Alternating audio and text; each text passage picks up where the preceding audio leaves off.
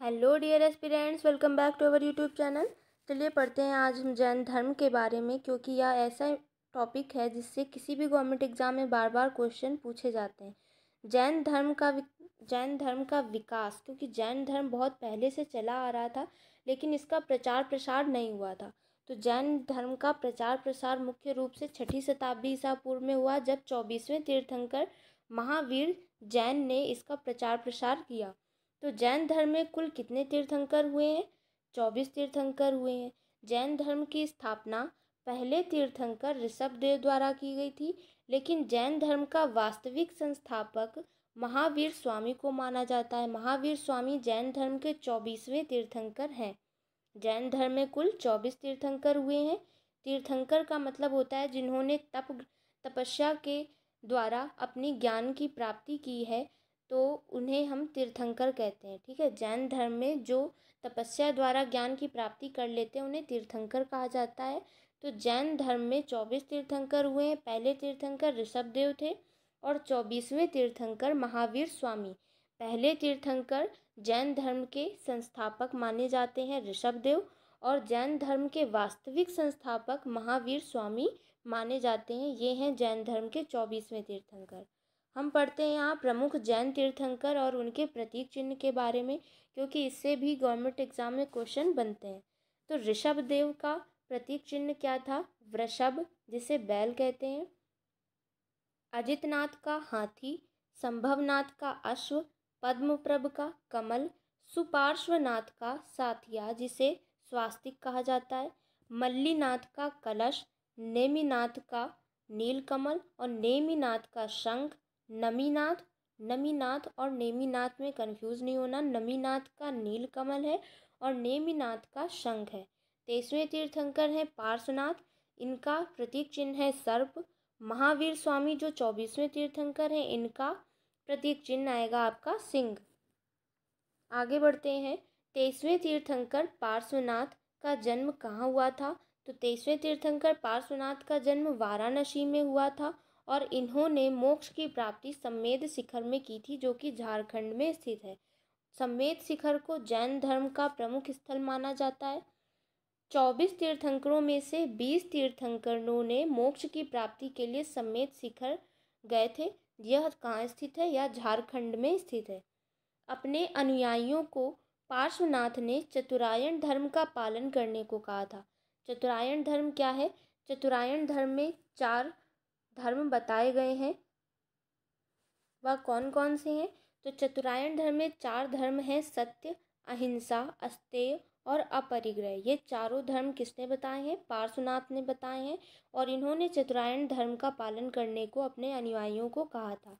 अब हम पढ़ते हैं महावीर स्वामी के बारे में, जो वास्तविक संस्थापक कहे जाते हैं, क्योंकि इन्होंने ही जैन धर्म का प्रचार प्रसार मुख्य रूप से किया था। महावीर स्वामी जैन धर्म के वास्तविक संस्थापक हैं। इनका जन्म 599 ईसा पूर्व में वैशाली के निकट एक कुंडग्राम नामक ग्राम में हुआ था। महावीर स्वामी का जन्म कहाँ हुआ था? तो कुंडग्राम में, वैशाली के निकट हुआ था। कुंडग्राम में कब हुआ था? 599 ईसा पूर्व में, और एनसीईआरटी के अकॉर्डिंग 527 ईसा पूर्व में भी माना जाता है और 599 ईसा पूर्व में भी माना जाता है। जो महावीर स्वामी हैं, इनकी माता का नाम त्रिशला था, जो कि लिच्छवी वंश से थी, और इनके पिता सिद्धार्थ जांत्रिक क्षत्रिय संघ के प्रधान थे। महावीर के बचपन का नाम वर्धमान था और इनकी पत्नी यशोदा थी। महावीर के बचपन का नाम वर्धमान था और इनका विवाह यशोदा से हुआ था। इनकी पुत्री थी प्रियदर्शना, जिनका विवाह जमाली से हुआ था, और जमाली ही महावीर जैन के, जो महावीर स्वामी हैं, इनके पहले शिष्य बने थे। महावीर स्वामी के भाई नंदीवर्मन थे। महावीर स्वामी को 30 वर्ष की अवस्था में गृह त्याग कर दिया इन्होंने, और 12 वर्ष की तपस्या के बाद इन्हें जृंभिक ग्राम में साल वृक्ष के नीचे ऋजुपालिका नदी के तट पर ज्ञान की प्राप्ति हुई थी। यानी महावीर स्वामी को जृंभिक ग्राम में ज्ञान की प्राप्ति हुई थी, साल वृक्ष के नीचे और ऋजुपालिका नदी के तट पर हुई थी इनको ज्ञान की प्राप्ति, और इन्होंने 30 वर्ष की अवस्था में ही गृह त्याग कर दिया था और इन्हें 12 वर्ष की तपस्या के बाद ज्ञान की प्राप्ति हुई थी। जैन धर्म में पूर्ण ज्ञान के लिए कैवल्य शब्द का प्रयोग किया जाता है। कैवल्य शब्द का प्रयोग पूर्ण ज्ञान के लिए किया जाता है। किसी भी जैन तीर्थंकर को जब कैवल्य की प्राप्ति हो जाती है तो उसके बाद उन्हें कैवलिन कहा जाता है। जैन धर्म में निर्ग्रंथ का अर्थ होता है जो सभी बंधनों से मुक्त हो जाए। निर्ग्रंथ का अर्थ क्या होता है? जो सभी बंधनों से मुक्त हो जाए। और जिन शब्द का अर्थ है विजेता, यानी कि जब कैवल्य की प्राप्ति हो जाती है तो वह अपनी इंद्रियों पर विजय प्राप्त कर लेता है। इसलिए जैन तीर्थंकर को कैवलिन, निर्ग्रंथ, जिन और अरहत भी कहा जाता है। ये चारों ही जैन तीर्थंकरों को कहा जाता है। विजेता जिन के लिए प्रयोग होता है, कैवल्य पूर्ण ज्ञान के लिए प्रयोग होता है, निर्ग्रंथ जो सभी बंधनों से मुक्त हो गया उसके लिए प्रयोग होता है, और योग्य के लिए अरहत शब्द का प्रयोग किया जाता है। यहाँ पर आपको ये याद रखते हुए चलना है कि इनको कहाँ पर ज्ञान की प्राप्ति हुई थी? जृंभिक ग्राम में हुई थी। किस वृक्ष के नीचे हुई थी? साल वृक्ष के नीचे हुई थी। और किस नदी के तट पर हुई थी? ऋजुपालिका नदी के तट पर हुई थी। आगे बढ़ते हैं। महावीर स्वामी ने अपना पहला उपदेश राजगीर में दिया था और अपना अंतिम उपदेश पावापुरी में दिया था, और इनको निर्वाण की प्राप्ति भी पावापुरी में हुई थी 468 ईसा पूर्व में। महावीर स्वामी ने अपना पहला उपदेश गिरिव्रज के पास राजगीर, जो कि मगध प्रांत में पड़ता है, तो राजगीर में इन्होंने दिया था, और अंतिम उपदेश पावापुरी में दिया था। 468 ईसा पूर्व में इन्हें निर्वाण की प्राप्ति होती है पावापुरी में। हम जानते हैं कि जैन धर्म की भाषा क्या थी। तो जैन धर्म की भाषा प्राकृत थी। इन्होंने लोगों में बहुत ही प्रचार प्रसार करने के लिए जैन धर्म का, इसलिए इन्होंने लोगों की भाषा को ही अपनी भाषा बनाया। तो जैन धर्म की भाषा प्राकृत भाषा थी। महावीर स्वामी का प्रथम शिष्य इनका दामाद जमाली था, जो कि इनकी पुत्री प्रियदर्शना का पति था। महावीर की मृत्यु के बाद प्रथम जैन संघ का अध्यक्ष किसे चुना गया? तो महावीर की मृत्यु के बाद प्रथम जैन संघ का अध्यक्ष सुधर्मा को चुना गया था। जैन धर्म के दो संप्रदाय हैं, श्वेतांबर संप्रदाय और दिगंबर संप्रदाय। श्वेतांबर संप्रदाय जिसकी स्थापना स्थूलभद्र ने की थी, और दिगंबर संप्रदाय जिसकी स्थापना भद्रबाहु ने की थी। श्वेतांबर संप्रदाय के लोग श्वेत वस्त्र धारण करते हैं, और दिगंबर संप्रदाय के लोग माया को त्याग करके सांसारिक बंधनों से मुक्त होना होगा, तभी हमें मोक्ष की प्राप्ति होगी, तो वह नग्न होते हैं और श्वेतांबर श्वेत वस्त्र धारण करते हैं।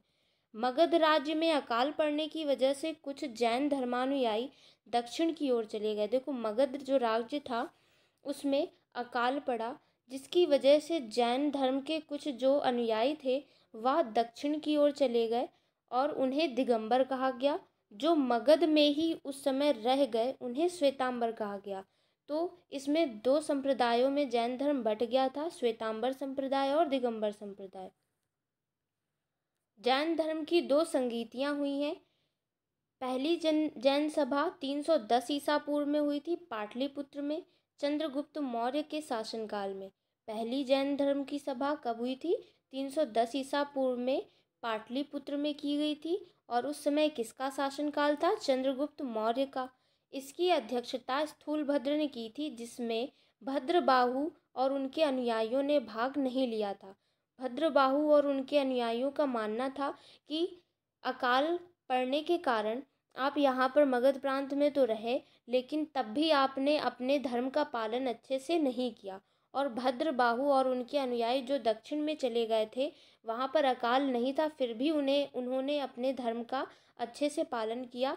तो इसलिए भद्रबाहु और स्थूलभद्र इन दोनों ने अपने आपस में मतभेद के कारण ये जैन धर्म दो संप्रदायों में बट गया, श्वेतांबर संप्रदाय और दिगंबर संप्रदाय। तो भद्रबाहु और उनके अनुयायियों ने यानी दिगंबरों ने उसमें भाग नहीं लिया था। प्रथम जैन धर्म की संगीति जो हुई थी उसी में 12 अंगों का संकलन किया गया। ये 12 अंग कौन है? तो 12 अंग जो महावीर स्वामी हैं उनके द्वारा दिए गए उपदेशों का संकलन ही 12 अंग का संकलन कहा जाता है। चंद्रगुप्त ने जैन धर्म को अपनाया था और संलेखना विधि द्वारा कर्नाटक में अपने प्राण त्याग दिए थे। चंद्रगुप्त ने अपने अंतिम क्षणों में जैन धर्म को अपनाया था और संलेखना विधि द्वारा कर्नाटक में अपने प्राण त्याग दिए थे। संलेखना विधि क्या होती थी कि संलेखना विधि तप द्वारा अपने प्राणों को त्याग देना, बिना खाए बिना पिए, तो इसे हम कहते थे संलेखना विधि, जिसके द्वारा चंद्रगुप्त मौर्य ने अपने प्राण त्याग दिए। द्वितीय जैन धर्म संगीति 512 ईसा पूर्व के लगभग होती है वल्लभी में, गुजरात में, जिसके अध्यक्ष देवाधि श्रवणा को मनाया जाता है। और आगम साहित्य का संकलन द्वितीय जैन संगीति में होता है। आगम जैन धर्म का एक प्रमुख साहित्य है। इसमें 14 पूर्व जो कि महावीर स्वामी द्वारा दिए गए उपदेशों का संकलन है। और जैन धर्म का प्रमुख साहित्य आगम कहा जाता है, जिसमें 12 अंग, 12 उपांग, 10 प्रकीर्ण, 6 छेद सूत्र, 4 मूल सूत्र और 2 चूलिका सूत्र इसी के अंतर्गत आते हैं। जैन धर्म में पंच महाव्रत की शिक्षा महावीर स्वामी ने दी थी और चतुरायन धर्म की शिक्षा पार्श्वनाथ ने दी थी। चतुरायन धर्म में आता है आपका सत्य, अहिंसा, अस्तेय और अपरिग्रह। और 5वां महाव्रत ब्रह्मचर्य महावीर स्वामी द्वारा जोड़ा गया था। जैन धर्म के त्रिरत्न क्या हैं? तो सम्यक ज्ञान, सम्यक दर्शन और सम्यक चरित्र या सम्यक आचरण। सम्यक चरित्र की जगह कहीं सम्यक आचरण भी दिया होता है। तो सम्यक ज्ञान, सम्यक दर्शन और सम्यक चरित्र, ये तीनों जैन धर्म के त्रिरत्न कहे जाते हैं। जैन धर्म से संबंधित प्रमुख ग्रंथ और उनके रचनाकार: कल्पसूत्र भद्रबाहु, स्वादवाद मंजरी के रचनाकार मल्लिसेन है, न्यायावतार के रचनाकार सिद्धसेन दिवाकर हैं, न्यायदीपिका धर्मभूषण, पंचविंशतिका पद्मनंदी, द्रव्य संग्रह के रचनाकार नेमीचंद्र, परिशिष्ट पर्वन, ये बहुत ही मस्ट इम्पॉर्टेंट है। कल्पसूत्र, परिशिष्ट पर्वन, ये दोनों बहुत ही इम्पॉर्टेंट है। तो परिशिष्ट पर्वन के रचयिता हेमचंद्र हैं, तत्वार्थ सूत्र के रचयिता उमा स्वामी और प्रवचन सार के रचयिता कुंदुकुंद है। जैन धर्म में प्रारंभिक जैन ग्रंथों की भाषा अर्धमागधी थी। इसे बाद में प्राकृत भाषा में अपनाया गया। जैन धर्म की प्रारंभिक भाषा जो जैन ग्रंथों में लिखी है वह अर्धमागधी है और बाद में प्राकृत भाषा को अपनाया गया। खजुराहो के मंदिर तीनों धर्म, हिंदू, जैन और बौद्ध धर्म से संबंधित हैं। राजस्थान का माउंट आबू जो कि जैन का पवित्र स्थल माना जाता है।